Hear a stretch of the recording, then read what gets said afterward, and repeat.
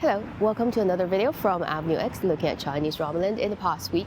If I sound nasal, it is because, yes, I'm having a cold plus allergic reaction and I'm in Chongqing now. A couple of weeks, I think, from now on, I should be in Chongqing, my hometown. Before we talk about cities and random stuff, let's first get through this week's weekly video.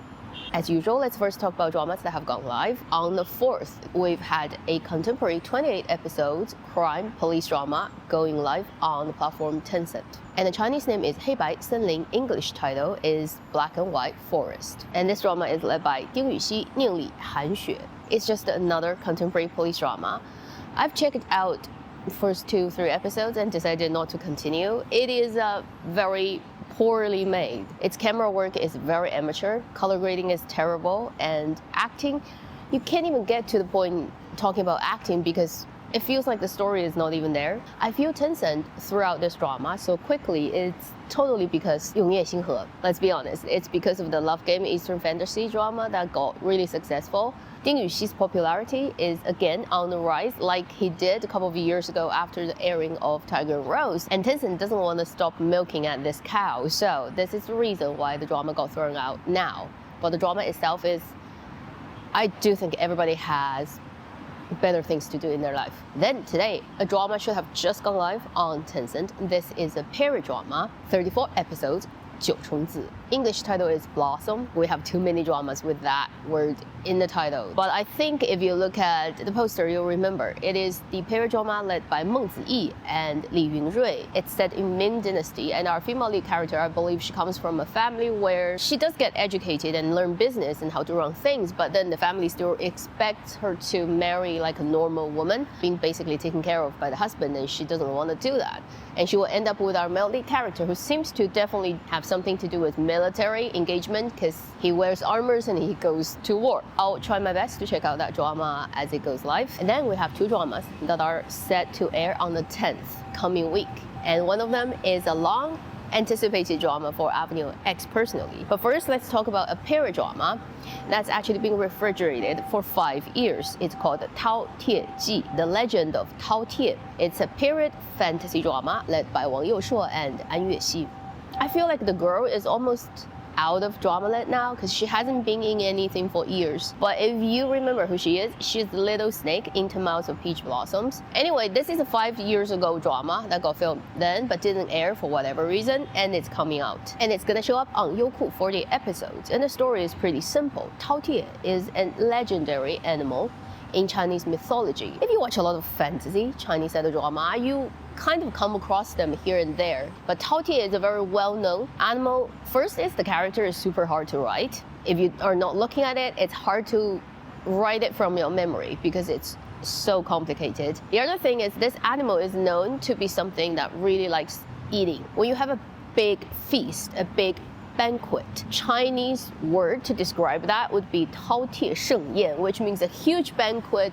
It's like made for this legendary animal that just cannot stop eating. So in this drama, the girl is actually that animal. She's the legendary 饕餮 beast that turns into a human form. So in the drama, there will be a lot of eating, for sure. A lot of food, and the girl is gonna be super skinny, but eats a lot. Then on the same day, the big thing, iQIYI, Tencent, will be airing at the same time the second season of Under the Skin, 猎罪图鉴. They started promoting yesterday, announcing officially it's coming out on the 10th. The official Weibo account of this drama is crazy. It released so much material, constantly bugging you on your timeline about their existence.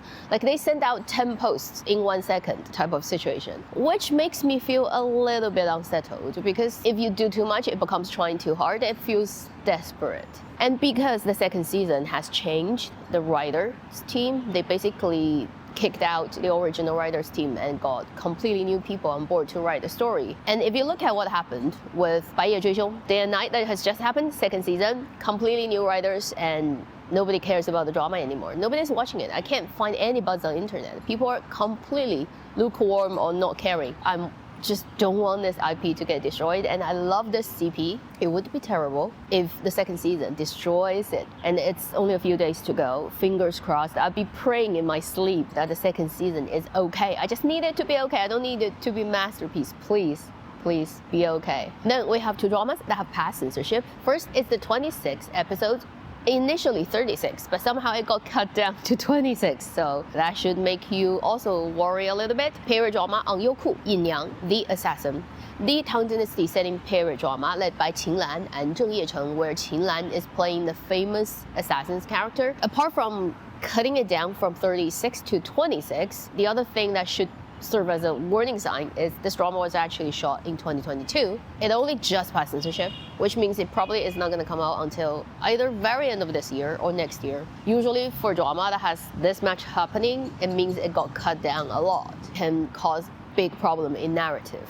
Then the other drama that has passed censorship is a 32 episodes contemporary drama that has started shooting not so long after Chinese New Year this year. It's likely to show up in the coming Chinese New Year. Guess which one? Nan Hong, The First Frost, aka the sister drama of Hidden Love, aka Bai Jingting, Zhang Ruonan, and it was shot here in Chongqing. It's the story of Hidden Love's female lead character's brother's love story. If they decided to put this drama out during Chinese New Year coming up, I would so feel like they wanna milking the 1-year-old cow of climbing the Spring Mountain. Do you still remember Bai Jingting? Yeah, the Dragon Year Chinese Spring Festival CCTV variety show, epic episode that everybody kind of got to know him by. Then during this week, we have a drama that has just started shooting. It's a contemporary romantic drama called Qiong Yao. It is a Tencent drama, 36 episodes, led by Song Weilong and Zhao Jinmai. English title is Shine on Me.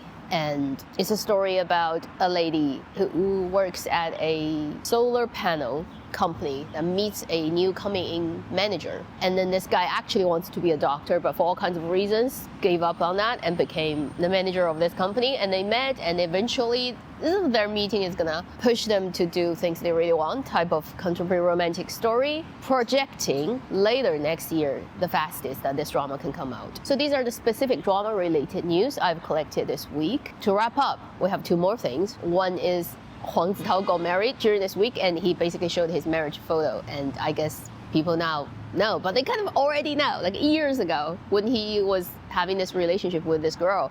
I mean, given that they've been together for quite a long time, and he literally committed, so let's see how long it's gonna last. Sorry about saying that, but come on. The statistics is like half of the marriages these days end up in divorce. Let's see if they belong to that half or this half. Then the last piece would be the closing and ending of an era, which means some important people have left us. On the 4th afternoon, the news came out that Qiong Yao passed away at her home in Taiwan. She is the most influential romantic novel writer, let's say, since 1970s to probably early 2000s in Chinese-speaking regions. So that includes everywhere where people read Chinese. And there's no girl growing up during this period of time in history who really hasn't read any of her stuff. Like, I can say that.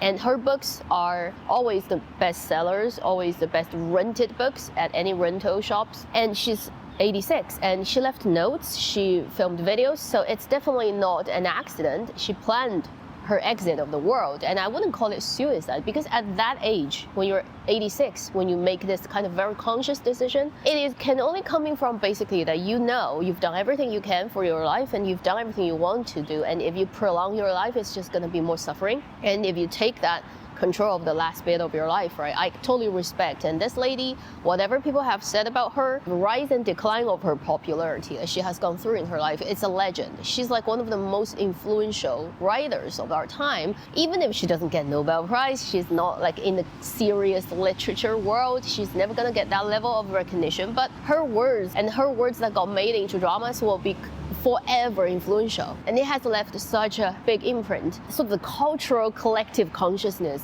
of people who speak Chinese. Even by the last moment of her life, when she wrote her notes and made her videos, her language is very specific, hers, and no one can copy her, and no one probably have that audacity of writing extremely in your face, violently passionate words that nobody in real life really talks like that, but her characters always do, and it somehow makes it all make sense in her world, and you can read that even in her last note to this world. So such a cool lady at the age of 86, and she pretty much just lived a whole legendary life.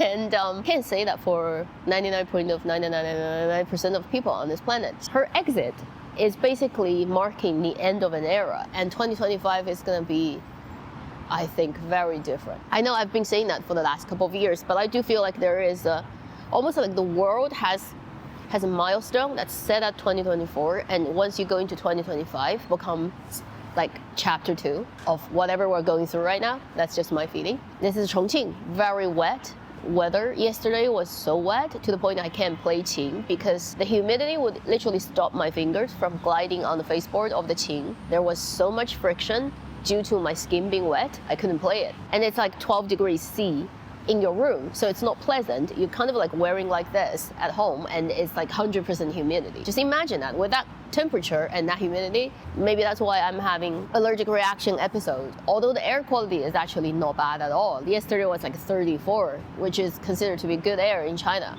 As usual, after filming this, I'm gonna go around here and film whatever like I see. It's just random stuff of the cityscape. This is not a super posh part of the town, it's just a normal part in the northern part of the city, which is relatively flat compared to city center. But when I say relatively flat, it only just applies to Chongqing, and I'll show you what relatively flat means here. Thank you for watching AmNewX, and since I'm back in Chongqing, I definitely will have more time watching dramas properly, and I have been trying to catch up with dramas I haven't finished watching. Let's hope I can get at least one drama review out next week. Thank you for watching AmNewX. I'll see you in my next video. Meanwhile, live long and happy drama watching.